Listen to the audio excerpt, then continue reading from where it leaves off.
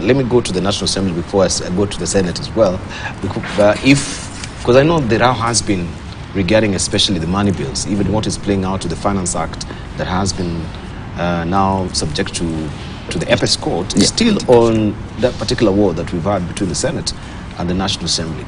First of all, are you intimately familiar with the Ward Fund and what it should be doing, and do you also support this particular move by the senators to come up with this particular Ward Fund? And another question will be again, isn't it a duplication of what the CDF is meant to be doing right to the constituencies? Yeah, thank you, Dubal. As when you look at the Constitution, and it is here, it is very clear what the Senate should be doing and what the National Assembly should be doing.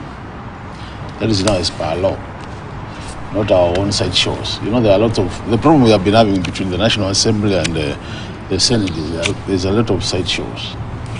But as you rightly put it, when it comes to the Ward Fund, personally, and I've said it many times in this forum, that I support the Ward Fund. Mm-hmm. Why do I support the Ward Fund?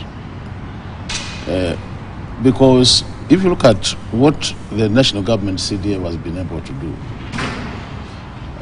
at the constituency level, one thing which has been done is that we have managed to get development to all parts of the country, irrespective of the political affiliation of which region. Mm-hmm. So when we are doing our budget, we are very clear that at least 2.5% of the national government allocation will find their way into the constituencies. So as a member of parliament of Kitui Central, I'm sure every financial year, at least 100 million will go to Kitui Central to be managed by my board. Whether I'm in the government, in terms of ruling party, or I'm outside the government. And I think with the same reason, and even when you look at the way the CDF has been implemented, let's give credit where it's due. We've taken only about 6% of the total allocation for administrative purposes. The rest goes to development and bursaries and all that. Mm-hmm. So we were imagining that if the Ward Fund could be the same, then it means anytime you allocate the equitable share to the counties, the governor, from where they sit, must ensure that at least a share of that budget goes to each ward. There are scenarios where now, depending on how you relate with your governor, your ward is starved of resources. And we interact with the MCAs every day within our own counties, outside our own counties, because we meet them, they are our friends. And anytime you interact with them, it's like, even though I'm supposed to oversight the county executive, I'm facing challenges. Because immediately the governor sees like I'm fighting him, you find my area is starved of resources. And in the process, then your also political career becomes a problem. Actually, let me tell you, some political careers have been murdered through that relation between the governor and the MCA. Because the governor will make sure that no projects done within that ward. And if by chance you get one in that ward, he makes sure that your opponents are the people who take credit for that project, even though you are just a patron. So to me, I believe really, I want to support any move which will create a ward fund. As a person who has a financial background, I will be more than willing to support any move that will create the ward fund. And I think now the debate will be how much. But I would want to see a situation like now, if you look at just the headline in the nation, if you look at what has been happening, we have been staffing development activities of resources.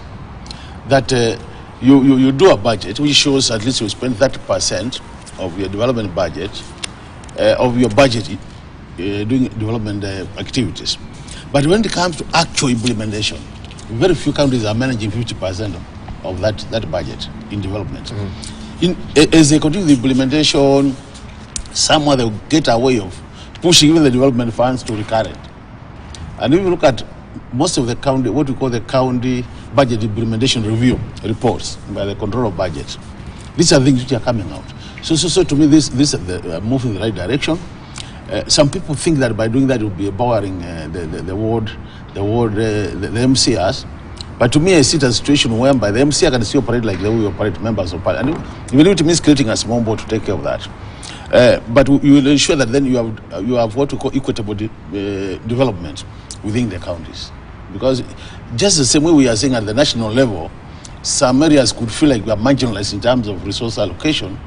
Even at the county level, some areas actually, you can even see it, that they are marginalized, despite that the county executive having all the resources. And I think that's what we are trying to cure, so that at the end of the day then, we are able to see these resources flowing to all parts of the country. And even at the national level, there's a conversation which I think we need to push as a country. The conversation of equity in terms of sharing national resources, the bar.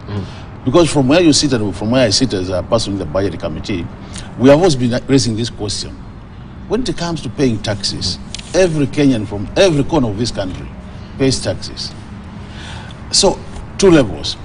When we allocate our own revenue generated locally as a country, do we make sure that then even as we share that revenue, bearing in mind that every Kenyan pays tax, is shared across the countries? And I'm sure you have seen some analysis which says there's skewed analysis of resources, and that needs to be looked at. The other level is when this country borrows resources from outside the country, when we are paying those public debts, every Kenyan is a participant in terms of repaying of those loans. But to what extent do we ensure that these loans we borrow also reach every part of this country? And these are the, I think these to me are the issues we need to get to a national conversation, so that as a country, we are able to help every Kenyan to feel like we belong to this country. Yeah. Right, Tabitha. One, let me really start by appreciating